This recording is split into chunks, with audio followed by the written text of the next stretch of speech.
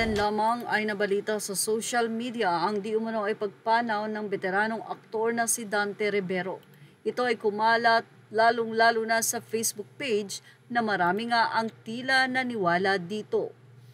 Ang nasabi nga pong aktor ay kasalukuyang napapanood sa Batang Quiapo bilang si Gustavo Guerrero.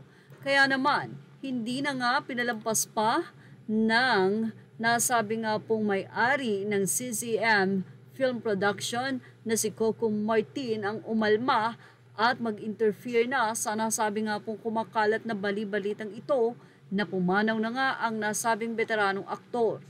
Well, mula nga sa naging update ng Abante, inalmahan nga daw ni Coco Martin or ng CCM Film Productions ang kumakalat na hindi magandang balita. All it's considered is as fake news na pumanaw na nga ang veteranong aktor na si Dante Rivero.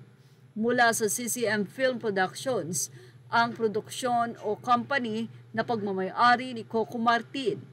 Isa sa nasabing production outfit sa mga producer ng hit teleseryeng FPJ's Batang Quiapo kung saan kabilang nga dito ang veteranong aktor na si Dante Rivero. Sa naging official statement na inilabas sa social media ng nasabi nga pong kumpanya ay nilinaw nila na hindi totoo na pumanaw na si Dante Rivero at nakiusap din sila na itigil na nga ang nasabing pagpapakalat ng mga maling impormasyon na ito o fake news. Nakarating sa amin ang maling impormasyon tungkol sa pagpanaw ng FPJ's Batang Quiapo cast na si Mr. Dante Rivero. Ang mga kumakalat na photos at videos ay hindi totoo o fake news. Si Mr. Dante Rivero ay malusog at masigla na kasama namin sa mga susunod pang mga araw sa taping ng FPJ's Batang Quiapo. Nakikiusap kami sa lahat na itigil ang pagkakalat ng videos at misinformation sa social media. Maraming salamat po.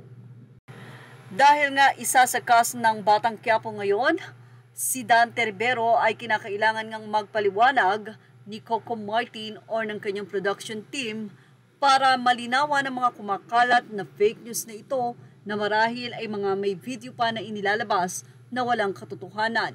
Kaya naman para matapos na ang misinformation na ito ay naglabas na nga si Coco Martin o ang kanyang production ng statement at walang katotohanan na yumao na ang veteranong aktor at kasalukuyan din siyang mapapanood pa sa Batang Quiapo. Yan ang ating showbiz snap update. Thank you for watching. Images are all credit to the rightful owners. Please like, share, and subscribe.